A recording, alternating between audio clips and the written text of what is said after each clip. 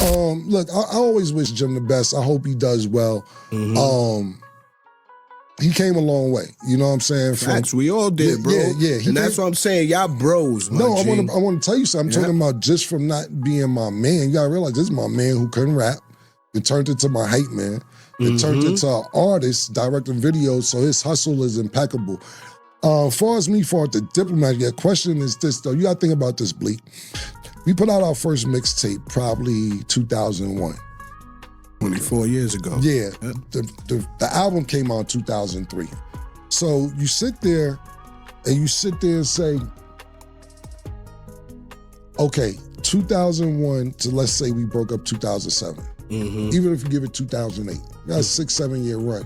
Music was just so powerful. The logo was still, people just love it. Our first reunion, I'm talking about after we broke up, got back together, was in 2010. Yeah. The first reunion show we did. If we can't get it together now, it's been 2010 to 2025. So the reunions and arguments and fighting's been 15 years. The run was only 7 years. Cameron finally broke his silence after 50 Cent made a powerful move that rocked Dipset to his core. Rap rivalry isn't the only thing at stake here. This relates to business, loyalty, and the kinds of financial choices that permanently alter a person's career. After years of arguments, reunions, and broken agreements, Cameron recently discussed his true feelings with Jim Jones. According to him, it's more than simply a private matter. It all comes down to power, money, and long-term investments that can either help or hinder you. Cameron explains to us how he battled to place Jewel and Jim Jones.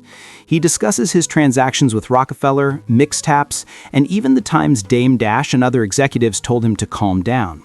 However, Cam hurried the Diplomat brand forward rather than waiting. Although that hustling helped to generate a movement, it also led to friction that persisted. This is when things become even more bizarre.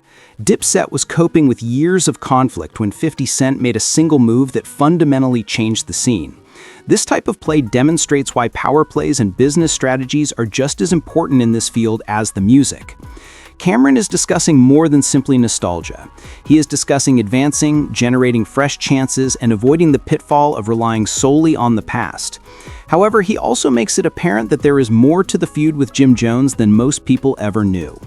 You'll see why this is regarded as one of his most candid analyses of Jim and Dipset once you hear it in his own words. I'm going to play this clip for you all now, but before I do, I just ask that you like, subscribe, and share your thoughts in the comment box below. Let's begin. Speaking on Jim, I heard you say on your show, you like, yo, what's up with you and Beans? It's the same I feel with you and Jim, right, bro. Like, I need y'all to fix that, my G. Do you think that can ever be fixed? Look, to me, when it goes to the Diplomat shit, right, it's like the Williams brothers from the other side of the projects. It's like, you know, yo, the Smiths, them niggas be bugging. Yeah. The Diplomat thing to me is like, it's no matter what, at one particular time, nobody was bigger than the group. That's right. And I remember Dame saying that. Dame was like, yo, Cam, because what happened is this, I got a fucked up deal, Epic. I had to get the Def Jam. When I got the Rockefeller, I started maneuvering like, yo, I was in a fucked up situation. So when I'm trying to get Jim on, Jewel's on, I remember I'm fighting for Jim. Nobody believed Jim was a rapper. I'm like, yo, nah, Jim, you gonna direct my videos. Jim, motherfucker, you gonna go with the deal, this, that, and the third. And basically, I'm fighting for all of us. So I remember I started getting the Diplomat mixtapes and them shits was hot. And Dame was like, Cam, you might want to slow that down. These niggas, you know, if you put the you out, wait a while for the Diplomat. So therefore, it's not the same thing. I'm like, nobody got time to wait. Y'all been in a comfortable situation. That's right. All my niggas been fucked up the last 2-3 albums. We trying to get on. So even like with Jim, I didn't get him his first deal at Koch. Like, I got the single, the artist deal at Rockefeller. I went to Kevin Lyles and Leor to get the joint venture deal for Jewel's and the Diplomat album. Then Dame just came and started flipping, talking about, you ain't doing no deal with Cam.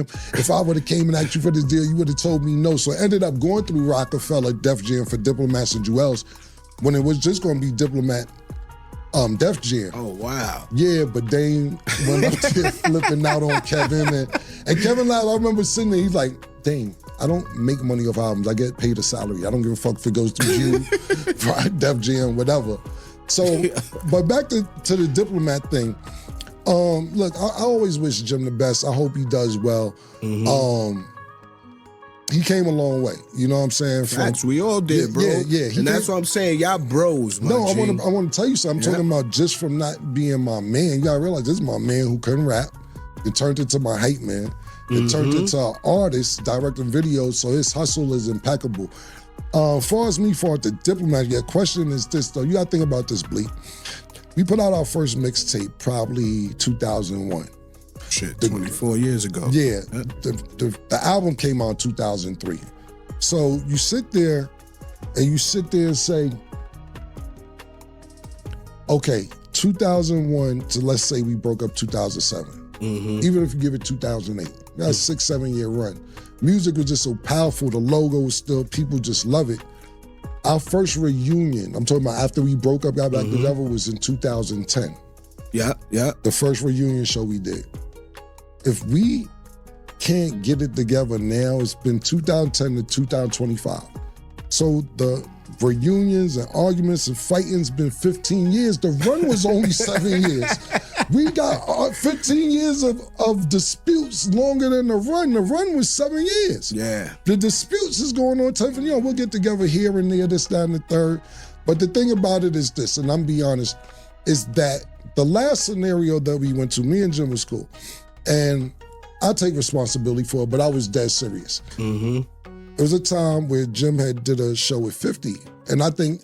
I remember that concept. Right. And I think the way 50 answered the question got Jim mad. But I'm sitting there saying to myself, I think it'd be on the time me and you on right now. Yeah. We can't talk about... that. we can't talk about, but the way 50 answered the question, it got Jim mad and it riled him up and he went on tangent for 4, 5, 6 months. Still to this day, I guess he's still upset.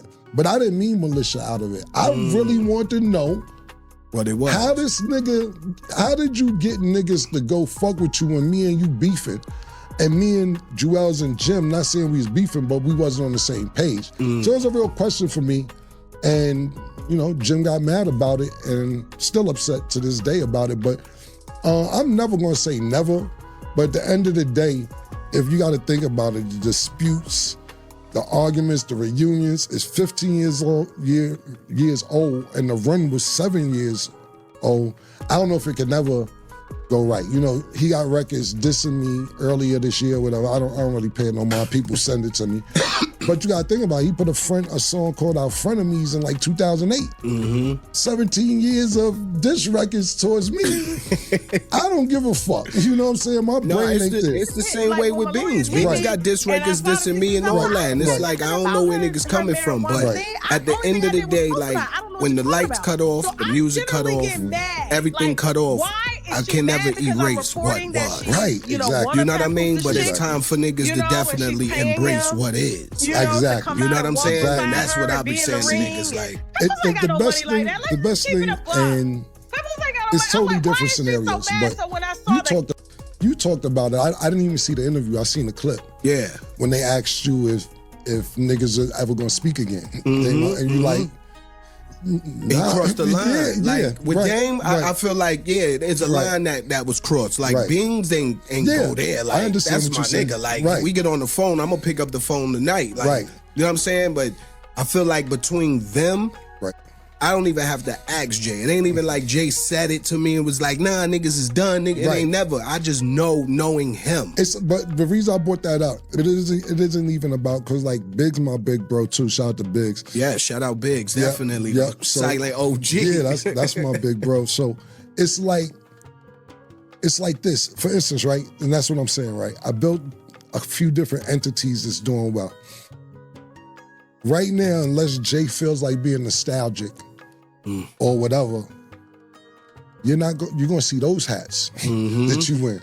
It ain't, we could go Rockefeller every 5, 6, 7, 8 years, but this is what we pumping. It's what it is. Right now, exactly. So it's never not a problem to feel nostalgic and reminisce, but if you do too much of that reminiscing and just base everything you doing off of what the past was, you just gonna sound like a nigga with a bunch of stories and you old and bitter and so on and so forth.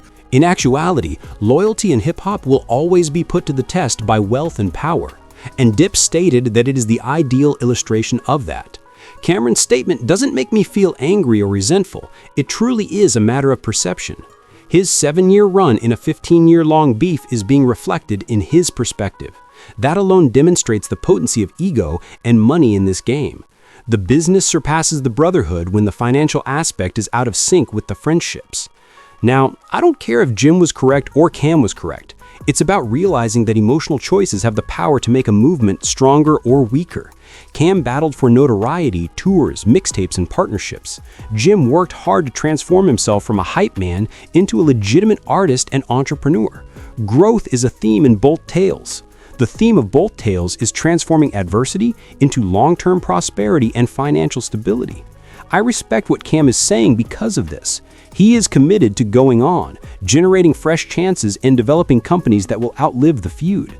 An excessive number of artists become mired in the past, and while everyone else is pursuing financial independence, you wind up poor and resentful when you only live off of the past.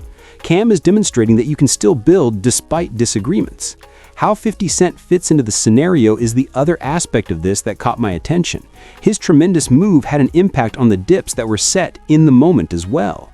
It demonstrated to the entire culture how commercial and military tactics can fundamentally alter the course of events. 50 Cent transformed music into investments, established G-Unit as a brand, and ensured his people had a means of accumulating wealth. It's never simply about the records when his name is mentioned. Because of this, it concerns the empire he established. I therefore view this as more of a lesson than a personal grudge. It serves as a reminder that for a team to succeed, loyalty, business, and finances must all mesh. The money maneuvers are what make or break a legacy, but the music will always be there. I'd like to hear from you all now. Do you think Cameron and Jim Jones will ever be able to put aside their power and financial conflicts and start something new? Please share your thoughts in the comments box below, and don't forget to like and subscribe.